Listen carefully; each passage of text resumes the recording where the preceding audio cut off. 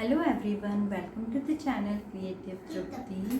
कैसे हैं आप लोग सर? आप सब लोगों को सावन मंथ की बहुत बहुत शुभकामनाएं और आई होप आप लोगों के फास्ट अच्छे चल रहे होंगे।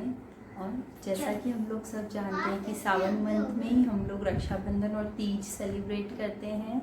और मैं ख़ास तौर पे आप लोगों को ये भी बताना चाहती हूँ कि हमारे यहाँ पर राजस्थान में एक स्पेशल डिश बनाई जाती है सावन मंथ में, और स्पेशली रक्षाबंधन और तीज पर, जो है घेवर। और उसके ऊपर हम लोग रबड़ी लगा के खाते हैं उसको।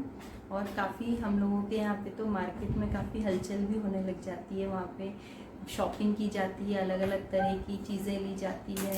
तो मैं आप लोगों को दिखाती हूँ कि हम लोग वहाँ पे शॉपिंग क्या क्या करते हैं, तो आप लोगों को भी देख के बहुत मज़ा आएगा। चलिए देखते हैं। इस तरह का लहरिया लिया जाता है जो हम लोग सावन मंथ में बहुत पहनते हैं। काफ़ी कलर्स में ये अवेलेबल रहता है।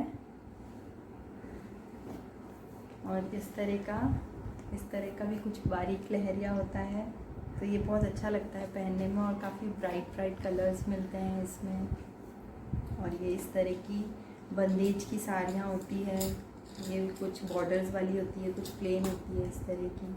कि हम लोग लाख की चूड़ियाँ भी लेते हैं, ये कलरफुल चूड़ियाँ बहुत अच्छी लगती है पहनने में। आई होप आप लोगों को ये अच्छा लगा होगा। और इसको पूंजी कहते हैं, और ये इस तरह से हाथ में पहना जाता है। और इसको यहाँ से बंद कर लेते हैं, और इसको चूड़ियों के साथ में सबसे आगे की तरफ पहना जाता है इस तरह से। ये बहुत अच्छा लगता है। जब मैं अपना तीज सेलिब्रेट करूँगी, तो मैं जब तैयार होंगी तो आप लोगों से ज़रूर पिक्चर शेयर करूँगी। और मैं उसी तरह से तैयार होंगी जैसे हम लोग वहाँ पे तैयार होते हैं और तीज सेलिब्रेट करते हैं। तो चलिए शुरू करते हैं आज की रेसिपी। सबसे पहले मैं घेवर पर लगाने के लिए रबड़ी बना रही हूँ। तो मैंने 1 लीटर दूध को अच्छे से उबाल लिया है, और इसमें मलाई की लेयर बनने लगेगी, तब तक इसको उबालना है। इस तरह से गाढ़ा हो जाएगा दूध, और जब इस कंसिस्टेंसी का हो जाएगा तो मीन्स रबड़ी बन गई है। तो अब मैं ठंडा करने के लिए रख दूँगी इसको। और अब घेवर की प्रिपरेशन देख लेते हैं। 1 कटोरी में बर्फ़, बेसन, चिल्ड वाटर, 1 कटोरी मैदा, 4 चम्मच घी, 1 खाली बोल, और आधा ग्लास चिल्ड दूध, और भीगा हुआ केसर, और थोड़ा सा नींबू। और अब मैं एक मिक्सर में 4 चम्मच घी डाल रही हूँ, और इसमें बर्फ़ के कुछ 3-4 टुकड़े डाल देंगे, और उसको अच्छे से ग्राइंड कर लेंगे।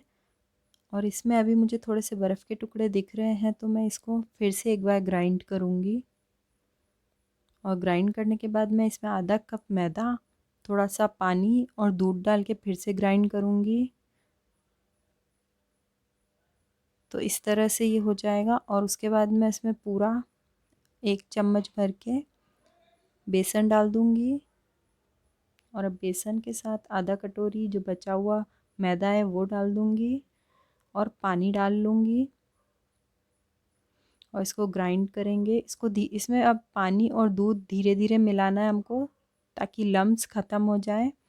और इसमें दूध मिला लिया है, अब पानी मिला लूँगी, और तकरीबन 1.5 ग्लास में इसमें चिल्ड वाटर मिलाऊँगी। लेमन जूस भी मिला लिया है मैंने इसमें 1 चम्मच। और ये इस तरह से हो गया है।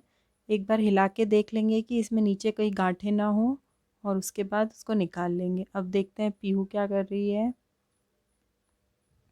पीहू को मैंने कुछ शीट्स दी है, और उसको मैच करना है इस तरह से। तो इस तरह से वो मैच कर रही है कुछ शेप्स, और लेटर्स को, इनिशियल लेटर को मैच कर रही है। सो अभी ये एक्टिविटी काफ़ी अच्छी है बच्चों के लिए। तो ये एक्टिविटी आप 2.5 से 4 साल के बच्चों के लिए कर सकते हैं, यूज़ में ले सकते हैं। और यहाँ पे मैं अब ये हमें एकदम ठंडा ठंडा घोल लेना है घेवर बनाने के लिए। तो मुझे जितना चाहिए घोल मैं उतना बाहर रखूँगी, बाकी फ्रिज में रख लूँगी। और आप अगर चाहें तो इसको इस तरह से पतला होना चाहिए।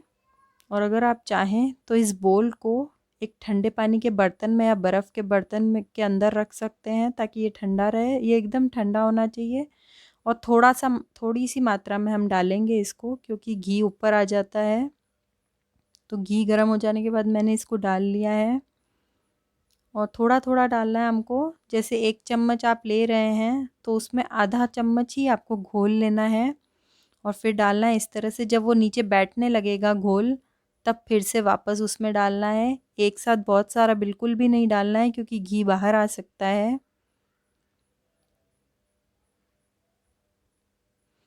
इस तरह से थोड़ा थोड़ा डालिए। और अगर आप फर्स्ट टाइम बना रहे हैं तो आप एक बॉटल लेकर उसमें आगे छेद कर लीजिए बॉटल के ढक्कन में और उसमें इस घोल को भर दीजिए और थोड़ा थोड़ा डालिए, तो एक साथ ये ऊपर नहीं आएगा और बाहर नहीं निकलेगा घी। और इस तरह से चम्मच से मैं इसमें होल करूँगी बीच में। 2 से 3 बार घोल डालने के बाद मैं चम्मच से इसमें होल करूँगी। घेवर में बीच में होल रखा जाता है। तो इस तरह से तकरीबन मैंने 5 से 6 चम्मच इसमें घोल डाला है और थोड़ा थोड़ा करके डालना है इसी तरह से, बिल्कुल ध्यान से और धीरे धीरे इसको बनाना है आराम से। और ठंडा रहना चाहिए, एकदम चिल्ड होना चाहिए, ये बात का ध्यान रखना है आपको। और जब तक घेवर बनता है आप इसको फिर से फ्रिज में रख सकते हैं, ठंडे पानी के बर्तन में रख सकते हैं।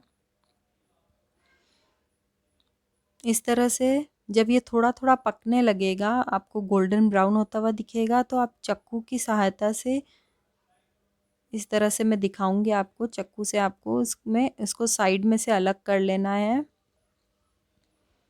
ये घोल मैं बहुत धीरे धीरे करके अच्छे से टाइम लेके डाल रही हूँ। जब ये गोल्डन ब्राउन होता हुआ दिख रहा है मुझे, ये नीचे सेटल होना चाहिए, उसके बाद ही हमको घोल डालना है। कोई जल्दबाजी नहीं करनी है बिकॉज़ घी गरम रहता है और घोल बहुत ठंडा होता है, एकदम चिल्ड होता है, तो वो बाहर आ सकता है।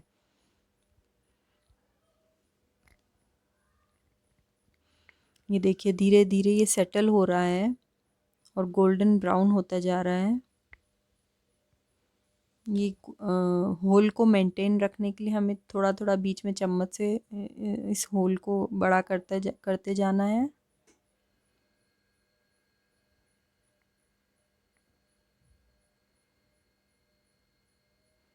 और अब चाकू की सहायता से इस तरह से इसके आसपास के एजेस को भगोले से दूर कर लेना है, अलग कर लेना है। इस तरह से अच्छे से सावधानी से पकड़कर, क्योंकि घी बहुत गर्म है। और जब आप ये करेंगे तो आँच एकदम धीमे कर दीजिए। और जब घेवर बनाएंगे तो आँच को इतना ही रखना है कि वो नीचे पैंदे तक रहे, ऊपर बाहर ना आए आँच उसकी। ये इस तरह से जब हम अलग कर लेंगे एजेस को, तो ये थोड़ा नीचे भी जाएगा और ऊपर से भी पकने लगेगा इस तरह से। और ये कितना अच्छा घेवर बना है देख लीजिए। इस तरह से मैंने एक प्लेट में जाली रख के उस पर घेवर रखा है ताकि एक्स्ट्रा घी बाहर निकल जाए। अब मैं ये दूसरा घेवर बना रही हूँ और बिल्कुल थोड़ा थोड़ा सा देख लीजिए, मैंने थोड़ा थोड़ा सा क्वांटिटी में घोल लिया है।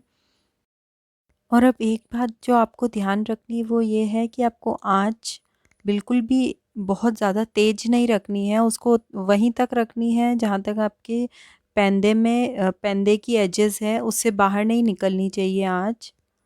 और 1 कटोरी मैदे से मैंने इतने सारे घेवर बना लिए हैं। अगर आप भी इस तरह से अच्छे से घेवर बनाना चाहते हैं तो जिस तरह से मैंने स्टेप बाय स्टेप बताया वैसे ही कीजिए और आपके भी घेवर बहुत अच्छे बनेंगे इस तरह से रबड़ी लगाकर। आई होप आपको मेरी रेसिपी अच्छी लगी होगी। Please subscribe my channel, like my channel and share my channel. Thanks for watching.